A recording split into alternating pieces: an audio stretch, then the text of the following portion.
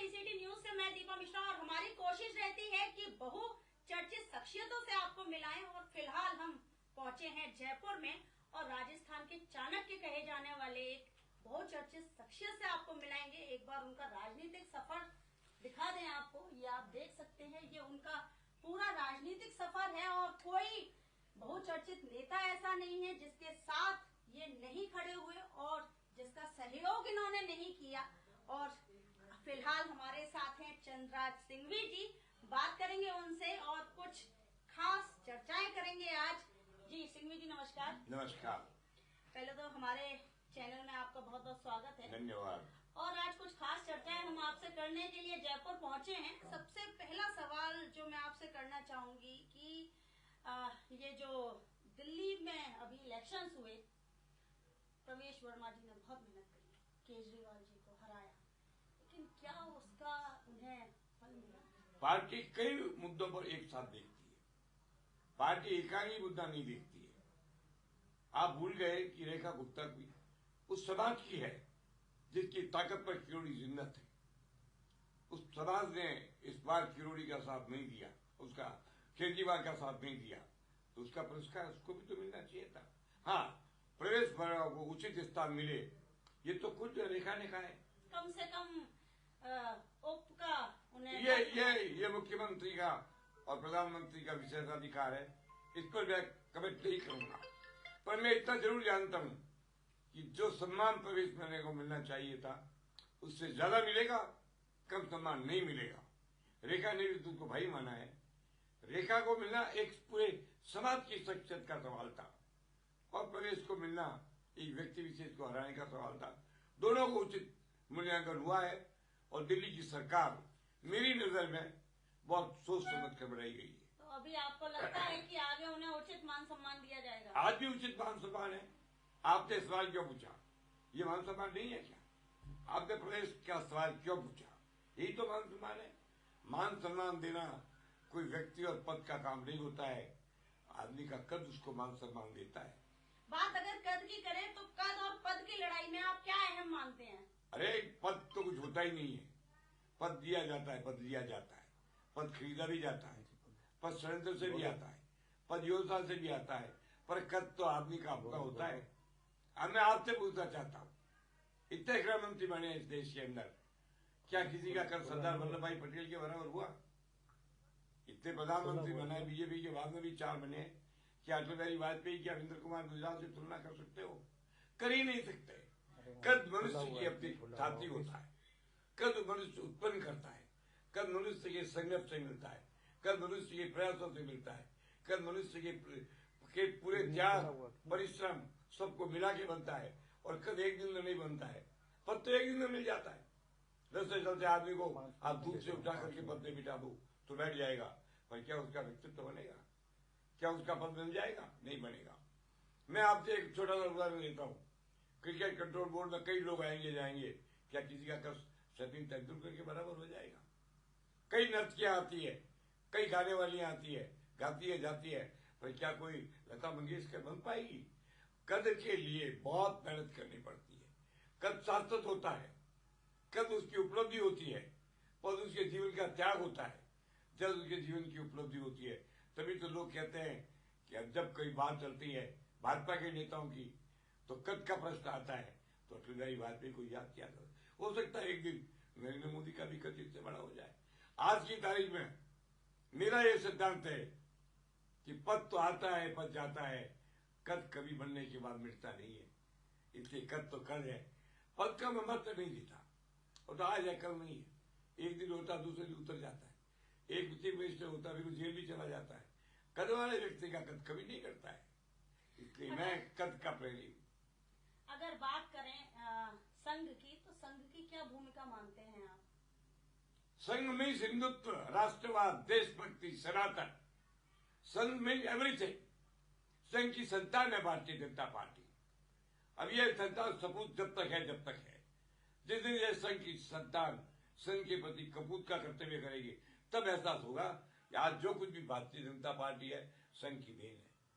संघ सनातन धर्म का सबसे बड़ा प्रेमी, देशभक्ति का सबसे बड़ा प्रेमी, देशभक्ति का सबसे बड़ा रक्षक। आज हिंदुस्तान के अंदर जब जब संकट आया है, चाहे वो नेचुरल आया हो, चाहे वो आक्रमण से आया हो, संघ का एक एक कार्यकर्ता मैदान में खड़ा रहा है। मैं कभी संघ में नहीं रहा, मगर मैंने कांग्रेस में रह करके भी संघ की विचारधारा का समर्थन किया। इसे अधीर जोशी और कमलापति के साथ कांग्रेस में रहने के बाद भी मेरा जब सब पूछता है, मुझे पूछता है तो मैं एक ही बात कहता हूँ, आज भारतीय जनता पार्टी जो भी है वो संघ की संतान है। उसका कर्तव्य है कि अपने बाप के प्रति निष्ठा बना करके रखे, जैसे बेटी का कर्तव्य है बाप के प्रति निष्ठा बना कर रखा। क्या बोलना चाहती हो आप? संघ ने सिखाया है, कितना सिखाया? सनातन, देशभक्ति, राष्ट्रवाद, सीमा, सेना का सम्मान, सब संघ की देन है। और भारतीय जनता पार्टी के राष्ट्रीय नेता नरेंद्र मोदी ने इन सिद्धांतों का परिपालन करते हुए उसको और मजबूती दी है, इसलिए मोदी बधाई के पात्र है। क्या कहना चाहेंगे आप वर्तमान सरकार को लेकर और भ्रष्टाचार को लेकर? देखिए, भ्रष्टाचार से लड़ना तो हर एक आदमी का कर्तव्य है। राजस्थान सरकार के अंदर किरोड़ीलाल मीणा एक ऐसा मजबूत व्यक्ति है जो पार्टी का सबसे वरिष्ठ नेता कहा जा सकता है, मगर वो भ्रष्टाचार से लड़ते हैं। और हम जब वो भ्रष्टाचार से लड़ते हैं तो भूल जाते हैं कि उन पर पार्टी का क्या लेवल लगा हुआ है।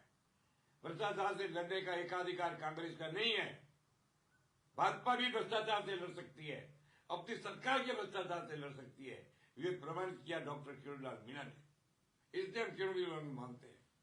किरोड़ीलाल मीणा एकमात्र ऐसा व्यक्ति है जो भ्रष्टाचार के संघर्ष के अंदर किसी को पीछे नहीं छोड़ता है। सबसे बड़ी बात, आज तक उन्होंने पार्टी के खिलाफ एक शब्द नहीं कहा, मुख्यमंत्री के बारे में एक शब्द नहीं कहा। जब भी वो बोले हैं तो केवल इस बात पर बोले हैं कि भ्रष्टाचार नहीं होना चाहिए। और जब कोई आदमी किसी सरकार में रहकर भ्रष्टाचार से संघर्ष करता है तो उससे सरकार की छवि उज्जवल होती है, धूमिल नहीं होती है। इसलिए मैं किरोड़ीलाल जी को इस कारण सलाम करता हूं कि पार्टी में रहते हुए, पार्टी की सीमा में रहते हुए उन्होंने भारतीय जनता पार्टी में, इस सरकार में भी, पहले भी जब भी भ्रष्टाचार हुआ है, चाहे वो बच्चों की पढ़ाई का हो, शिक्षा का हो, पेपर लीक का हो, एएसआई की भर्ती हो, निजी आक्रमण हो, अपराध हो, हर मामले पर किरोड़ी लड़ा है। इसलिए किरोड़ी चाहे पद पर हो या नहीं हो, किरोड़ी का कद बहुत बड़ा है। राजस्थान राजनीति में आज की तारीख में किरोड़ी के कद का कोई सानी नहीं है। 3 बार लगातार बात करें प्रधानमंत्री जी की, 3 बार लगातार बन चुके हैं। क्या लगता है आपको अभी जो विकास की राह है वो कैसी चल रही है? अच्छी चल रही है, विकास तो हो ही रहा है और होगा। अटल बिहारी वाजपेयी ने सड़क क्रांति की, पूरा देश उसका नाम नहीं उठा रह गया। मैं तो यहां तक कहता हूं, लोग कहे सैम पित्रोदा ने जब इस मुंबई क्रांति की, मैं भाजपा का आदमी था, तब मैंने कहा ये अच्छा काम हुआ है।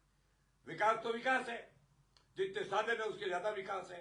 नरेंद्र मोदी और गडकरी की टीम विकास का आयाम क्रिएट करती है, इसलिए बधाई की पात्र है और किया है, आगे भी करेंगे। जब मोदी जी ने कह दिया है कि दिल्ली को चमन बना दूंगा तो दिल्ली बनेगा। राजस्थान में भी नरेंद्र मोदी ने कहा था कि सब नदियों को मिलाकर मैं जल की समस्या का निवारण करूंगा, तो करेंगे। नहीं करेंगे तो लोग उनसे भी पूछेंगे। घोषणा करने के बाद जो घोषणा पूरी नहीं होती है तो कोई भी आदमी करने वाला पश्चिमात्मकता की घेरे में आ जाता है। जवाबदेही होनी चाहिए, होती ही है। आपके नहीं करने, मेरे नहीं करने से क्या होता है? जवाबदेही तो होती है और प्रशंसा भी होती है। जब इंदिरा गांधी ने बांग्लादेश का निर्माण किया तो क्या अटल जी ने प्रशंसा नहीं की थी? दुर्गा का अवतार जब यूएनओ में जाकर के भारत का पक्ष रखा था तो क्या अटल जी की प्रशंसा नहीं हुई थी? हुई थी। अच्छे काम की प्रशंसा और बुरे काम की भर्त्सना, ये आपके मीडिया का अधिकार है। सबसे बड़ा फोर्थ स्टेट, ये स्टेट जब बिक जाती है तो लोकतंत्र बिक जाता है। इसलिए मैं कहता हूं 2.5 लाइन बोली थी वाशिंगटन पोस्ट ने और निक्सन को जाना पड़ा था। इतना ही तो बोला था कि निक्सन अपने विरोधियों के बातों को टैप रिकॉर्ड कर रहा है। अकेला था ना आदमी, रामनाथ गोविंद का, सरकारें बदल दी थी।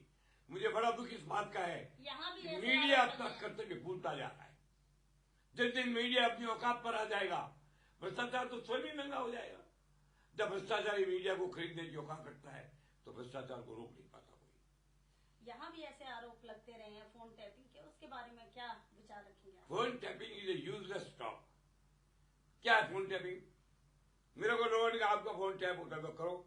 मेरे फोन ऊपर टैप करोगे तो देशभक्ति निकलेगी, राष्ट्रभक्ति निकलेगी, सनातन धर्म निकलेगा, सनातन की सेवा निकलेगी, सेना का सम्मान निकलेगा, युद्ध का विराम निकलेगा और अंतर्राष्ट्रीय क्षेत्र में मोदी की प्रशंसा निकलेगी, मोदी द्वारा राष्ट्र का किया हुआ उत्थान निकलेगा। करो ना टैप। टैप से वो डरता है जो कायर होता है।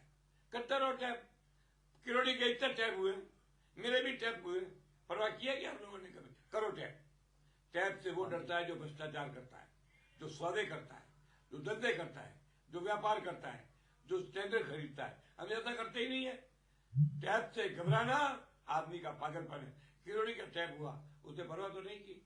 टैप होता रहा तो उसने कहा कि मेरी रफ्तार तो टैप से तेज है, भ्रष्टाचार से लड़ना मेरा कर्तव्य है, ये मेरा कर्म है। इसीलिए मैं आदमी को उसके कद से नापता हूं, पद से कभी नहीं नापता। पद से नापते तो जगन्नाथ पाड़िया का नाम आज हरदेव जोशी के बराबर होता। पद से नापते तो इंद्र कुमार गुजराल का नाम अटल बिहारी वाजपेयी के समान होता। पद से नापते तो कई हरेगरों का नाम आज राष्ट्र के सबसे बड़े नायकों के साथ होता। कौन आदमी है जो पद से बड़ा है? व्यक्ति विशेष। पद से बड़ा है आदमी का कर्तव्य, पद से बड़ा है उसका चरित्र, पद से बड़ा है उसकी उपलब्धि, पद से बड़ा है उसका त्याग। इसीलिए जब गृह मंत्रियों का नाम आता है, अमित शाह जैसे सफल व्यक्ति के बाद भी जो कद सरदार वल्लभ भाई पटेल का बना, आज तक किसी गृह मंत्री का नहीं बना, बनता ही नहीं है। और लोगों ने सब कुछ कहा, वो वक्त चला गया जब पद की महिमा हुआ करती थी। मैं कहता हूं अब तो समझो देशवासियों, अब तो समझो राजस्थान वासियों, अब तो समझो हिंदुस्तान के लोगों, पद को सलाम करना बंद करो, कद की इज्जत करना सीखो। क्या है पद? आज है कल नहीं है, कल भूतपूर्व हो जाएंगे। ये केजरीवाल का चीफ मिनिस्टर था, आज जो सड़क पर है, कानूनी कार्रवाई हो रही है। तो पद का महत्व वो देते हैं जो मूर्ख होते हैं, और कद का महत्व वो होता है जो बुद्धिमान होते हैं। सिंघवी जी, राजनीतिक गलियारों में एक खास चर्चा चल रही है कि आपको गवर्नर पद का ऑफर शायद होने वाला है, या कुछ ऐसी चर्चाएं चल रही हैं, क्या कहना? मैं जिन कुएं पे रहूं मैं संतुष्ट हूं। मैं मरूंगा जब भूतपूर्व मंत्री रहूंगा, मैं मरूंगा जब तक भूतपूर्व राष्ट्रीय महासचिव कांग्रेस रहूंगा, मैं मरूंगा जब तक भूतपूर्व उपाध्यक्ष भारतीय जनता पार्टी रहूंगा, मैं मरूंगा जब तक कैबिनेट मंत्री रहूं। अब काज भी बना दे तो कल भूतपूर्व हो जाएंगे।